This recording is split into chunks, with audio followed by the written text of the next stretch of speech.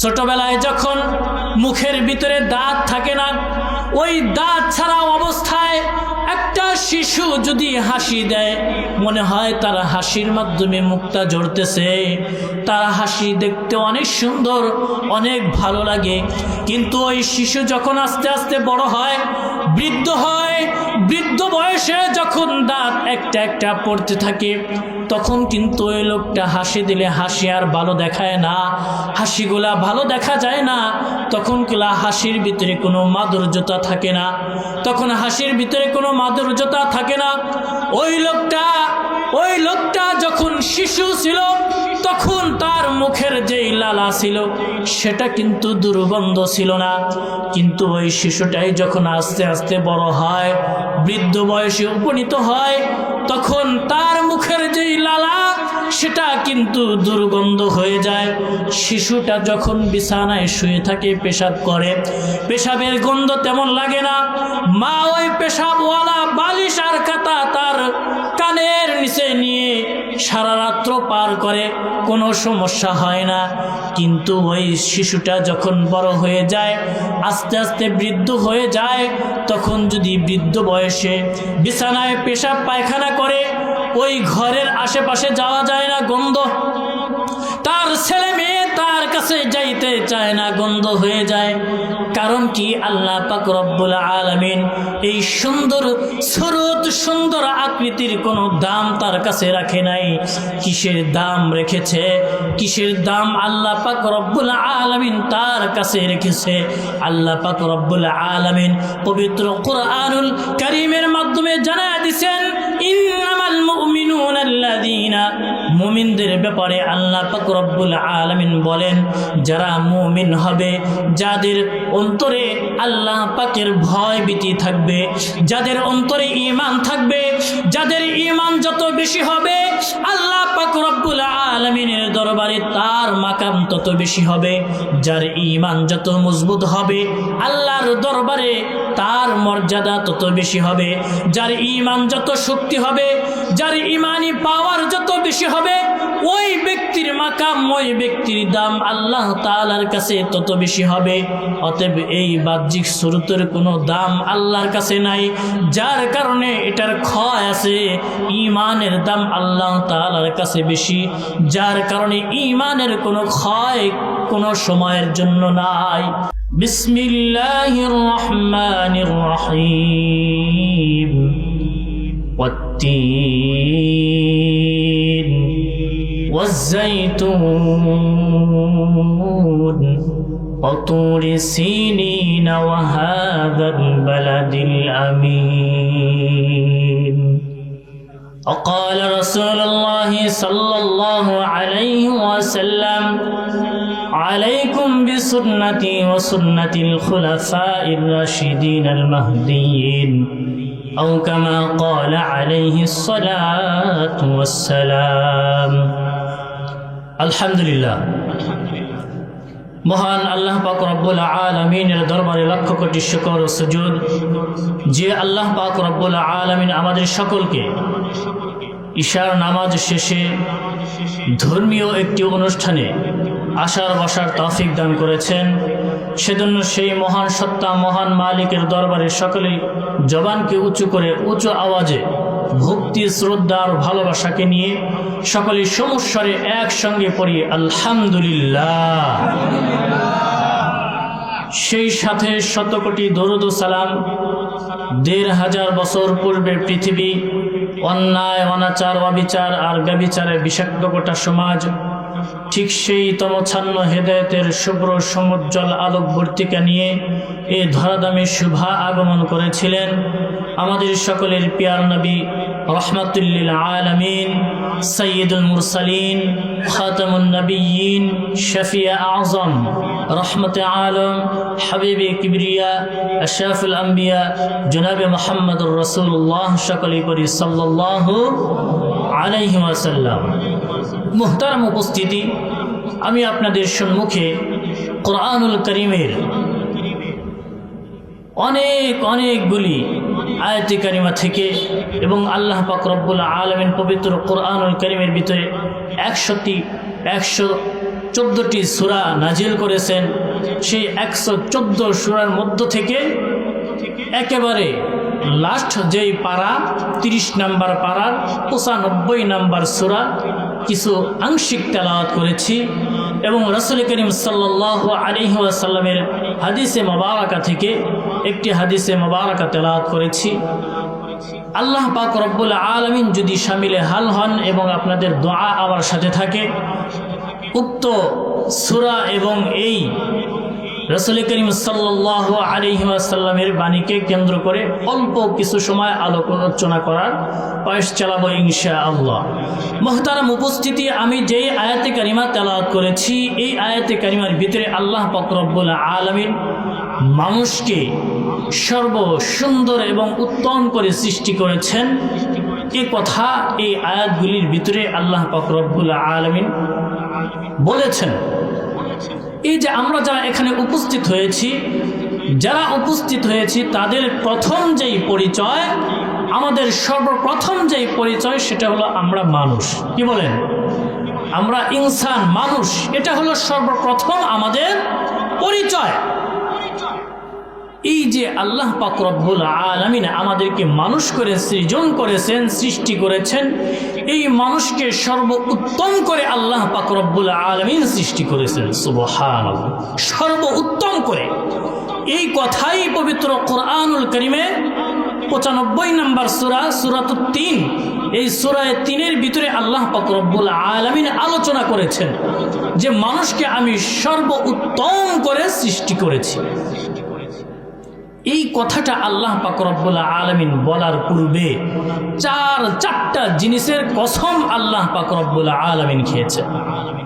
আল্লাহ পাক যখন বলেছেন মানুষকে আমি সর্বোত্তম করে সৃষ্টি করেছি, এরপরে এর আগে আরো কোনো কিছু বলার প্রয়োজন হয় না। কারণ মহান আল্লাহ তাআলা যখন বলেছেন আমি মানুষকে সর্বোত্তম করে সৃজন করেছি, সৃষ্টি করেছি, আল্লাহ পাক যেহেতু বলেছেন এটা সত্য।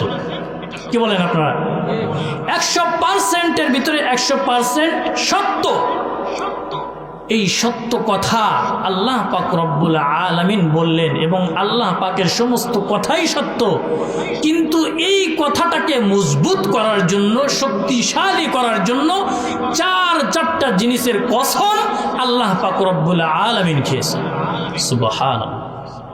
মুহতারাম উপস্থিতি, আল্লাহ পাক রব্বুল আলামিন সূরাতুত 3-এর ভিতরে বলেন ওয়াত-তিন, 3 ফলের কসম আল্লাহ পাক রব্বুল আলামিন খেয়েছেন। ওয়াজ-জাইতুন, জাইতুনের কসম আল্লাহ পাক রব্বুল আলামিন খেয়েছেন। ওয়াতুরি সিনিন, তুর পাহাড়ের কসম আল্লাহ পাক রব্বুল আলামিন খেয়েছেন।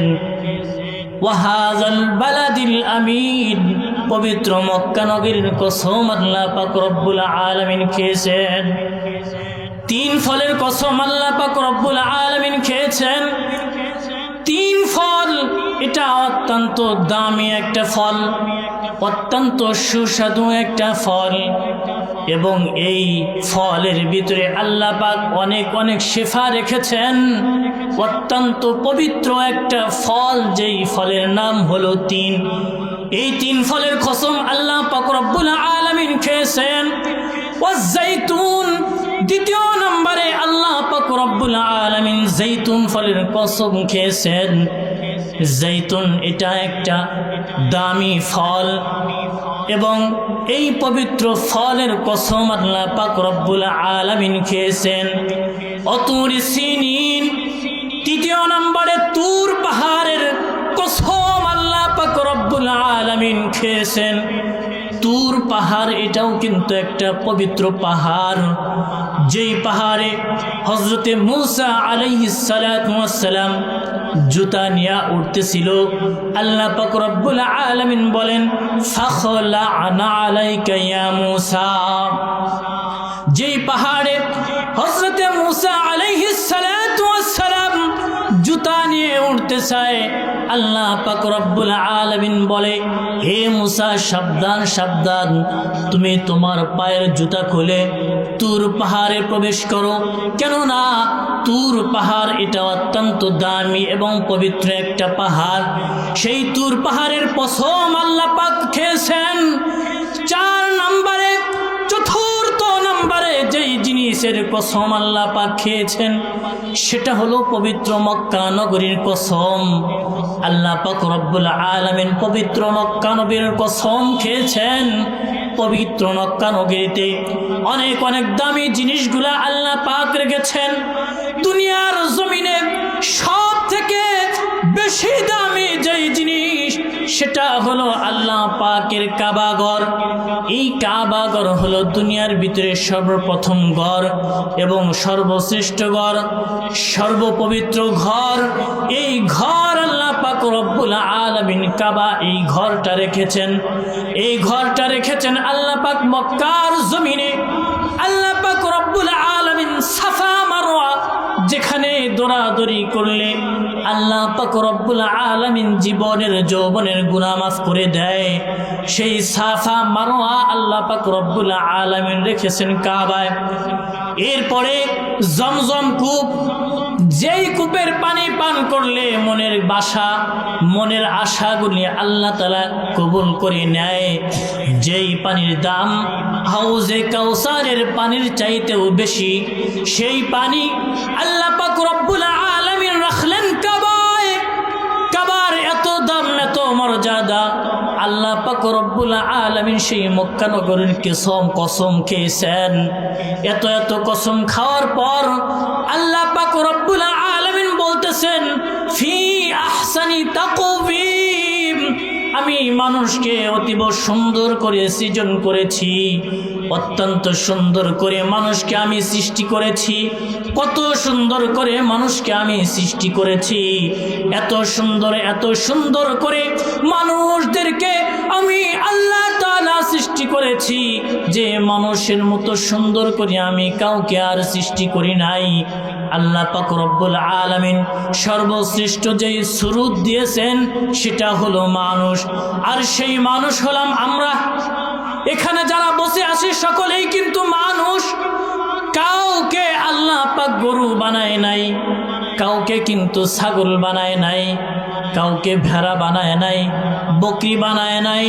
এখানে যারা উপস্থিত হয়েছেন সকলেই কিন্তু মানুষ, না অন্য কোনো প্রাণী, সকলেই কিন্তু মানুষ।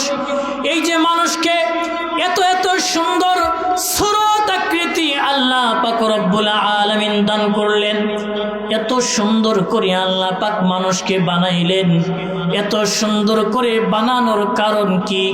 এত সুন্দর করে মানুষকে বানানোর পিছনে কারণ আছে না নাই? জোরে বলেন, আছে না নাই? এত সুন্দর করে আল্লাহ পাক রব্বুল আলামিন আপনাকে আমাকে বানাইলেন, এর পিছনে কিন্তু আল্লাহ পাকের বহুত একটা বড় মাকসাদ রয়েছে। কি মাকসাদ? সেটা পবিত্র কুরআনুল কারীমের ভিতরে আল্লাহ পাক রব্বুল আলামিন জানায় দিয়েছেন, ওয়ামা খালাকাতুল জিন্না ওয়াল ইনসা ইল্লা লিয়াবুদুন। আল্লাহ পাক রব্বুল আলামিন এত সুন্দর করে সৃজন করার পর নাজিল করলেন, ওয়ামা খালাকাতুল জিন্না ওয়াল ইনসা ইল্লা লিয়াবুদুন।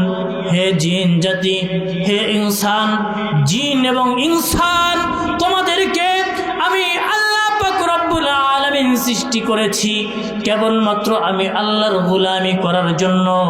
আমাকে আপনাকে আল্লাহ পাক রব্বুল আলামিন সৃজন করেছেন কেবলমাত্র তার গোলামি করার জন্য, অন্য কোনো মাকসাদে কিন্তু আপনাকে আমাকে আল্লাহ সৃষ্টি করে নাই। আল্লাহ দুনিয়ার জমিনে অনেক মাখলুক সৃষ্টি করেছেন, 18,000 মাখলুক আল্লাহ পাক রব্বুল আলামিন দুনিয়ার জমিনে সৃষ্টি করেছেন। এত এত মাখলুককে সৃষ্টি সৃষ্টি করার পর আপনাকে আমাকে শ্রেষ্ঠ করেছেন। এই চেষ্টা করার পিছনে আল্লাহ তাআলার মাকসাদ হলো আপনি আমি আল্লাহ তাআলার গোলামি করব। আপনার আমার মাধ্যমে আল্লাহ তাআলা গোলামি নেবেন। আর যত মাখলুক আল্লাহ পাক রব্বুল আলামিন সৃজন করেছেন সমস্ত মাখলুকগুলা জিন আর ইনসানের গোলামি করবে। সুবহানাল্লাহ, সুবহানাল্লাহ। এত এত মাখলুক আল্লাহ পাক রব্বুল আলামিন সৃজন করলেন। আল্লাহ পাক বলেন জিন আর ইনসানকে আমি আল্লাহ পাক আমি মাওলার গোলামের জন্য সৃষ্টি করেছি। আর যত মাখলুক সৃষ্টি করেছি সমস্ত মাখলুক জিন আর ইনসানের গোলামি করবে। সুবহানাল্লাহ। যত কিছু দেখেন, যত মাখলুক দেখেন, সব কিছু আল্লাহ পাক আমাদের গোলামের জন্য বানাইছে। আর আমাদেরকে কার গোলামের জন্য বানাইছে? জোরে বলেন, আরো জোরে বলেন, কার গোলামের জন্য বানাইছে? আল্লাহর গোলামের জন্য বানাইছে। এই যে এত সুন্দর করে বানাইছে, এত সুন্দর সূরতের কোনো দাম আল্লাহ পাকের কাছে কিন্তু নাই। এত সুন্দর আকৃতির কোনো দাম আল্লাহ তাআলার কাছে নাই। চিন্তা করে দেখেন, এত সুন্দর সূরত, একটা সময় এই সুন্দর সূরত কিন্তু আর থাকে না। একটা সময় এই সুন্দর সূরত থাকে না, এই সুন্দর আকৃতি থাকে না। একটা সময় এমন হয় সুন্দর সূরতগুলা আস্তে আস্তে নষ্ট হয়ে যায়। আস্তে আস্তে মানুষের যেই চামড়াগুলা টাইট, এগুলা ঢিলা হয়ে যায়। চেহারার ভিতরে ভাঁজ পড়ে যায়। চেহারার যেই লাবণ্যতা, চেহারার যেই সৌন্দর্য, উজ্জ্বলতা, এটা কিন্তু একটা সময় নষ্ট হয়ে যায়। কারণ কি? এই সূরতের কোনো দাম আল্লাহ তাআলা তার কাছে রাখে নাই। দেখা যায় এত সুন্দর সূরত, মানুষ যখন জন্মগ্রহণ করে, একটা শিশু বাচ্চা যখন জন্মগ্রহণ করে, তখন তার শরীরের যেই ত্বক থাকে, তার শরীরের শারীরিক কন্ডিশন যেমন থাকে, আস্তে আস্তে দিন যত যাইতে থাকে তার শরীরের কন্ডিশন তত খারাপ হইতে থাকে। ছোটবেলায় যখন মুখের ভিতরে দাঁত থাকে না, ওই দাঁত ছাড়া অবস্থায় একটা শিশু যদি হাসি দেয়, মনে হয় তার হাসির মাধ্যমে মুখটা ঝরতেছে। তার হাসি দেখতে অনেক সুন্দর, অনেক ভালো লাগে। কিন্তু ওই শিশু যখন আস্তে আস্তে বড় হয়, বৃদ্ধ হয়, বৃদ্ধ বয়সে যখন দাঁত একটা একটা পড়তে থাকে, তখন কিন্তু ওই লোকটা হাসি দিলে হাসি আর ভালো দেখায় না, হাসিগুলা ভালো দেখা যায় না। তখন কিলা হাসির ভিতরে কোনো মাধুর্যতা থাকে না, তখন হাসির ভিতরে কোনো মাধুর্যতা থাকে না। ওই লোকটা যখন শিশু ছিল, তখন তার মুখের যেই লালা ছিল সেটা কিন্তু দুর্গন্ধ ছিল না। কিন্তু ওই শিশুটাই যখন আস্তে আস্তে বড় হয়, বৃদ্ধ বয়সে উপনীত হয়, তখন তার মুখের যেই লালা সেটা কিন্তু দুর্গন্ধ হয়ে যায়। শিশুটা যখন বিছানায় শুয়ে থাকে, পেশাব করে, পেশাবের গন্ধ তেমন লাগে না। মা ওই পেশাবওয়ালা বালিশ আর কাতা তার কানের নিচে নিয়ে সারা রাত্র পার করে, কোনো সমস্যা হয় না। কিন্তু ওই শিশুটা যখন বড় হয়ে যায়, আস্তে আস্তে বৃদ্ধ হয়ে যায়, তখন যদি বৃদ্ধ বয়সে বিছানায় পেশাব পায়খানা করে, ওই ঘরের আশেপাশে যাওয়া যায় না, গন্ধ। তার ছেলে মেয়ে তার কাছে যাইতে চায় না, গন্ধ হয়ে যায়। কারণ কি? আল্লাহ পাক রব্বুল আলামিন এই সুন্দর সূরত, সুন্দর আকৃতির কোনো দাম তার কাছে রাখে নাই। কিসের দাম রেখেছে? কিসের দাম আল্লাহ পাক রব্বুল আলামিন তার কাছে রেখেছে? আল্লাহ পাক রব্বুল আলামিন পবিত্র কুরআনুল কারীমের মাধ্যমে জানায় দিয়েছেন, ইন্নামাল মুমিনুনা আল্লাযীনা, মুমিনদের ব্যাপারে আল্লাহ পাক রব্বুল আলামিন বলেন, যারা মুমিন হবে, যাদের অন্তরে আল্লাহ পাকের ভয় ভীতি থাকবে, যাদের অন্তরে ঈমান থাকবে, যাদের ঈমান যত বেশি হবে, আল্লাহ পাক রব্বুল আলামিনের দরবারে তার মাকাম তত বেশি হবে। যার ঈমান যত মজবুত হবে, আল্লাহর দরবারে তার মর্যাদা তত বেশি হবে। যার ঈমান যত শক্তি হবে, যার ঈমানি পাওয়ার যত বেশি হবে, ওই ব্যক্তির মাকাম, ওই ব্যক্তির দাম আল্লাহ তাআলার কাছে তত বেশি হবে। অতএব এই বাহ্যিক সুরতের কোনো দাম আল্লাহর কাছে নাই, যার কারণে এটার ক্ষয় আছে। ঈমানের দাম আল্লাহ তাআলার কাছে বেশি, যার কারণে ঈমানের কোনো ক্ষয় কোনো সময়ের জন্য নাই। ঈমান যার যত বেশি হবে আল্লাহ তাআলার সাথে তার তত বেশি সম্পর্ক হবে। ঈমান যার যত বেশি হবে আল্লাহ তাআলা তার মর্যাদা দুনিয়া এবং আখিরাতে তত বেশি বাড়ায় দিবেন। ঈমান যার যত বেশি হবে সর্ব অবস্থায় ওই ব্যক্তি সব সময়ের জন্য কামিয়াব হতে থাকবে। ঠিক বললাম না ভুল বললাম? সেজন্য মুহতারাম উপস্থিতি, এই যে আমাদের বাহ্যিক স্বরূপ এত সুন্দর করে আল্লাহ পাক সৃজন করেছেন, এত সুন্দর করে সৃষ্টি করেছেন, আল্লাহ নিজেই বলছেন আমাদেরকে সর্বোত্তম আকৃতি দিয়ে সৃজন করেছেন, সৃষ্টি করেছেন। এটার কোনো দাম আল্লাহ পাকের কাছে রাখে নাই, কারণ যেটার দাম আল্লাহ পাক তার কাছে রেখেছেন সেটার কোনো ক্ষয় কোনো সময়ের জন্য তিনি রাখেন নাই, সেটার কোনো ক্ষয় নাই। বাহ্যিক স্বরূপের দাম আল্লাহ তাআলার কাছে নাই। আপনার ঈমানের দাম, আপনার ঈমান কতটুকু এইটা আল্লাহ দেখবে। আমার ঈমান, আপনার ঈমান কত বড়, ঈমানের মজবুতি কতটুকু, ঈমানের শক্তি কতটুকু, এটাই আমার আপনার আল্লাহ দেখবে। হাশরের ময়দানে কিসের বিচার হবে? কিসের উপরে? ঈমান আমলের উপরে, নাকি যার স্বরূপ, যার আকৃতি, যার চেহারা যত ভালো ছিল সে তত আগায় থাকবে? বিষয়টা এরকম নয়। এরকম কথা কেউ বলে নাই, কোনো জায়গায় বলে নাই যে যাকে যত সুন্দর করে সৃষ্টি করেছে, যার আকৃতি যত সুন্দর তাকে তত বড় জান্নাত দেওয়া হবে, তাকে তত মর্যাদা দেওয়া হবে, তাতে তত সম্মান দেওয়া হবে।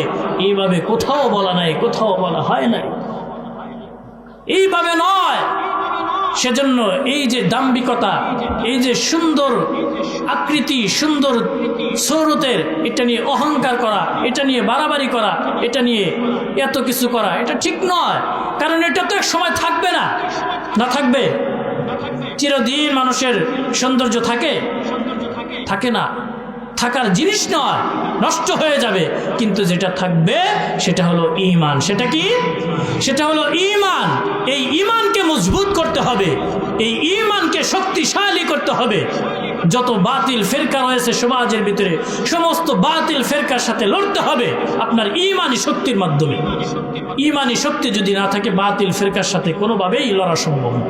আপনার ঈমান যত মজবুত আপনি তত বেশি লড়তে পারবে, আপনাকে তত বেশি বাতিল ফেরকা যারা রয়েছে তত বেশি ভয় করবে। আপনার ঈমানের উপরে, আপনার স্বরূপের উপরে নয়, আপনার আকৃতির উপরে নয়, আপনার ঈমানের উপরে। যার ঈমান যত মজবুত, যার ঈমান যত শক্তিশালী, তাকে তত বেশি ভয় করবে বাতিল ফিরকা। সেজন্য মুহতারাম উপস্থিতি, সময় অল্প, আমাদের বাহ্যিক স্বরূপের কোনো দাম আল্লাহ তাআলার কাছে নেই। আমাদের যেই জিনিসের দাম আল্লাহ রেখেছেন সেটা কি? ঈমান। সেটা কি? জোরে বলেন, সকলে বলেন, সেটা কি? সেটা কি? ঈমান। এই ঈমান কি করে করতে হয়, এই ঈমান কিভাবে মজবুত করতে হয়, এই ঈমানি শক্তি, ঈমানি পাওয়ার নিজের ভিতরে কিভাবে আসে, এই চিন্তা চেতনা সদা সর্বদা সব সময় করতে হবে। আল্লাহ পাক রব্বুল আলামিন আমাদেরকে ঈমানি মজবুতি করার জন্য যেই সমস্ত কাজ প্রয়োজন, যেই সমস্ত আমল দরকার, এই সমস্ত আমল করে আমাদের ঈমান মজবুত করে, আমাদের ঈমান শক্তিশালী করে, এরপরে আমাদের নিকটে মালাকুল মাউত যেন আল্লাহ তাআলা প্রেরণ করে। সকলে বলি আল্লাহুম্মা আমিন। ওয়া আখির দাওয়ানা আনিল হামদুলিল্লাহি রাব্বিল আলামিন। আসসালামু আলাইকুম ওয়া রাহমাতুল্লাহি ওয়া বারাকাতুহু।